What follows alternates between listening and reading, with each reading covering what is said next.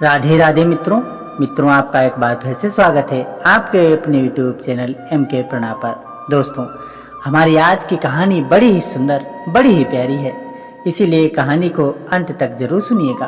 तो दोस्तों, कहानी प्रारंभ करते हैं। बहुत पुराने जमाने की बात है। अनंतपुर नगर में एक राजा राज्य करता था। वह बड़ा बुद्धिमान और न्यायप्रिय था। उसको अपनी प्रजा से बहुत प्रेम था, इसलिए वह अपनी प्रजा को सदा प्रसन्न देखना चाहता था। वह चाहता था कि उसके राज्य में सभी को उचित न्याय मिले, इसलिए उसने अपने सभी दरबारियों को एकत्रित किया। सभी दरबारी जब इकट्ठा हो गए तो राजा ने उनके सामने एक प्रस्ताव रखा। वह बोला, हम चाहते हैं कि हमारे राज्य में प्रत्येक व्यक्ति को न्याय मिले। यदि किसी भी व्यक्ति की कोई भी समस्या हो तो वह सीधा बिना किसी झिझक के हमसे आकर के मिले। सभी दरबारियों ने राजा के प्रस्ताव को उचित ठहराया। तब राजा ने आदेश दिया, हमारे महल की मीनार में एक बहुत बड़ा घंटा लगाया जाए। उसकी रस्सी नीचे जमीन तक लटकनी चाहिए। आदेश का पालन हुआ। घंटा मीनार में लटकाया गया और उसमें एक लंबी मजबूत रस्सी बांध दी गई। फिर राजा ने अपने राज्य में ऐलान करा दिया कि यदि किसी के साथ कोई अन्याय हो तो वह केवल घंटे को बजा दे, उस व्यक्ति को न्याय अवश्य मिलेगा। ऐलान को सुन करके राजा के लोग बहुत प्रसन्न हुए।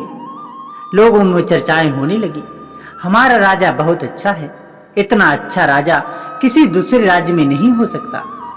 कोई कुछ कह रहा था और कोई कुछ कह करके अपनी राजा की तारीफ कर रहा था। लोगों की परेशानियों का हल अब सुविधा पूर्वक होने लगा। कई वर्षों तक यही सिलसिला चलता रहा। लोगों को उचित न्याय मिलता और वे खुशी खुशी अपने घर लौट जाते।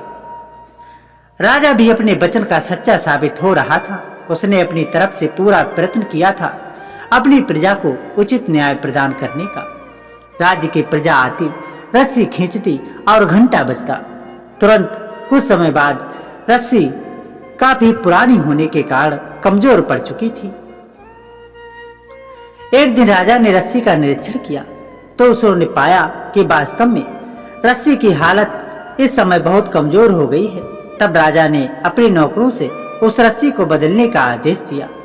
घंटे में बंधी रस्सी अब पुरानी और कमजोर हो गई है, इसलिए उसे बदल करके नई तथा मजबूत रस्सी बांध दी जाए। राजा के आदेश का पालन किया गया।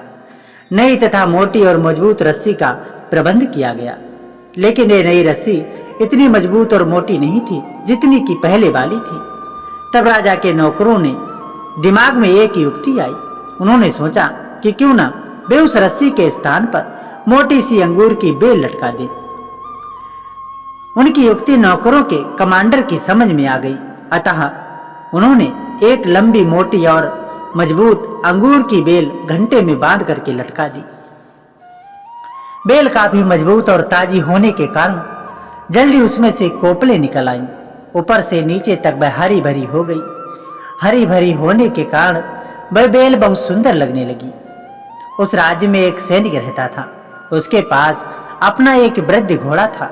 घोड़े की तरह वह सैनिक भी अब बुढ़ा हो चुका था, परंतु उस सैनिक को अपने वृद्ध घोड़े से बहुत प्यार था, क्योंकि उसने प्रत्येक युद्ध में उसका साथ दिया था। किंतु अब सैनिक से अपने घोड़े की पहले जैसी देखभाल नहीं हो पाती थी, इसलिए एक दिन उसने अपने घोड़े को आजाद कर दिया। घोड़ा इधर उधर भटकने लगा। उसकी आंखें भी कमजोर हो गई थीं। उसे अपना चारा भी कम दिखाई देता था। भटकता हुआ एक दिन वह राजा की उसी मीनार की ओर निकल गया। उसने घंटा लटका रहा था और अंगूर की बेल उससे बंधी थी। घोड़े ने हरी भरी अंगूर की बेल की कोपलें देखी तो उसका मन ललचाने लगा। उसने अपना मुंह बड़ा करके कोपले खानी आरंभ कर दी, लेकिन जैसे ही उसने कोपले खाने के लिए उन्हें अपने मुंह में दबा करके खींचा तो उससे बंधा घंटा बज उठा। घंटा बजते ही वहां लोग एकत्रित होने लगे, मगर वहां कोई उन्हें व्यक्ति दिखाई नहीं दिया। वे सोचने लगे कि यहाँ तो कोई व्यक्ति नहीं है, फिर घंटा किसने बजाया। उन्होंने चारों ओर देखा, लेकिन उन्हें कोई भी व्यक्ति नहीं मिला। राजा के सेवक भी वहां पहुंचे, मगर वे भी किसी ऐसे व्यक्ति की खोज ना कर पाए जिसने घंटा बजाया हो। दरबार में हलचल मच गई। बात राजा तक पहुंची। वह भी उसी स्थान पर आ गया। तभी घोड़े ने एक बार फिर कोपल खाने के लिए अपना मुंह आगे बढ़ाया। कोपले अपने मुंह में दबोची और बेल को खींच दिया। घंटा एक बार फिर बज उठा। इस बार वह मौजूद राजा सहित सभी लोगों ने घोड़े की इस क्रिया को देख लिया था। सभी अचंभित रह गए। तब राजा ने अपने दरबारियों को आदेश दिया कि वे घोड़े को पकड़ करके दरबार में हाजिर करें। घोड़े को दरबार में पेश किया गया। तब राजा ने अपने दरबारियों से सलाह मशवरा किया कि उसके साथ क्या न्याय किया जाए। किसी ने कुछ बताया, किसी ने कुछ कहा। एक दरबारी ने सलाह दी कि महाराज, ये तो घोड़ा है, इसे क्या न्याय चाहिए। परंतु राजा उसकी बात से सहमत नहीं हुआ। उसने आदेश दे दिया कि घोड़े का मालिक को ढूंढ करके दरबार में लाया जाए। उसी से इसके बारे में पूछताछ की जाएगी। और फिर राजा के सैनिक राज्य में घोड़े के मालिक की तलाश करने के लिए निकल पड़े। शाम तक वे उसे ढूंढ करके दरबार में ले आए। घोड़े का मालिक बूढ़ा सैनिक जब राजा के सामने पेश किया गया तो राजा ने उससे घोड़े के विषय में पूछा। ये घोड़ा तुम्हारा है? जी हुजूर, उसने हाथ जोड़ करके कहा। फिर तुमने उसे लावारिसों की तरह क्यों छोड़ रखा है? राजा ने कड़कदार आवाज में उससे पूछा। हुजूर, अब मैं बूढ़ा हो चुका हूँ और ये भी बूढ़ा हो चुका है, इसीलिए मैंने इसे आजाद कर दिया। तो क्या जवानी में भी ये तुम्हारे पास ही था? जी हुजूर, ये घोड़ा 10 सालों से मेरे पास ही है। कई युद्धों में इसने मेरा साथ दिया है। ओह, राजा ने कुछ सोचते हुए कहा। तो जवानी में तुमने इसकी सेवाएं प्राप्त की और अब जब बूढ़ा हो चला है तो तुमने इसे इस प्रकार छोड़ दिया। शर्म न आनी चाहिए तुम्हें, राजा ने क्रोधित होकर के कहा। सैनिक का सिर शर्म से झुक गया। उसने कुछ कहते न बन पाया।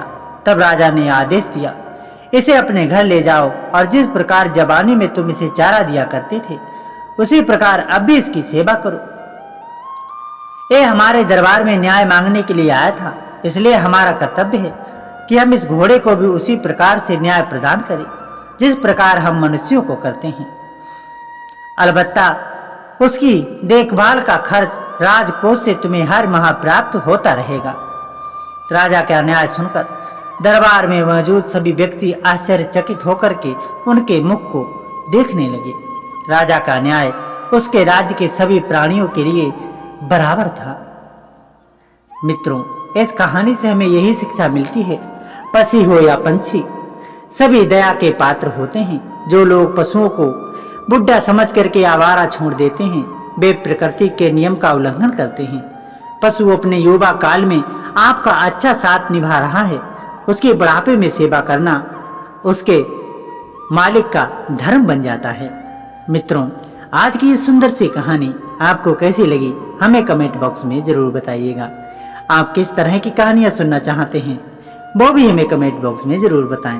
तो मित्रों, आशा करते हैं आप कुशल मंगल रहेंगे। इसी कामना के साथ राधे राधे।